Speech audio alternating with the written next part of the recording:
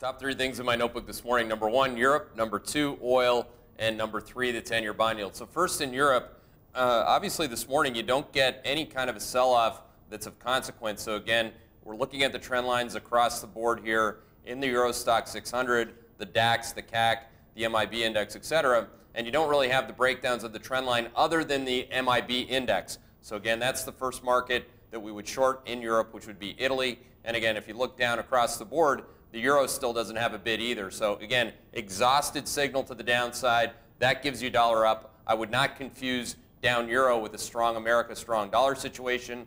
To have that, you'd have to have rising interest rates above the trend line in the U.S. as well. So point number two would be the price of oil, which is, again, if I were to talk to somebody who's bullish, they'll talk about oil all day long. So again, this is going to do that, this is going to do this, this is going to do that. And what we would say is that that is true.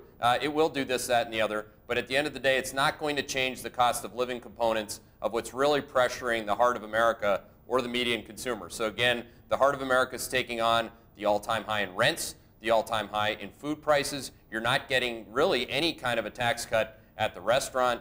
You might get 10, 20 cents at the pump. But again, I don't think that's going to change our Q3 slowing case here in the U.S. Now, finally, the 10-year bond yield fully and fundamentally agrees with that, down to 243 this morning. And again, on Friday, I don't even know why that happened on Friday. But again, I don't know what's going on half the time. If you look at it for what it is, though, people are still trying to say that the Federal Reserve is going to raise rates in the first half of next year. You can look at a consensus. That's where the dots are. You can look at the debate between the bulls out there and the bears on bonds. They've been saying this all year long. So again, we do think that the employment report gives Janet Yellen every reason to be as dovish as she's been. Don't forget at Jackson Hole, she was very dovish on the margin, comparatively speaking, to the other Fed members. And I think that she's got plenty of ammo post the employment report on that front. So no support for the 10-year bond yield to 232.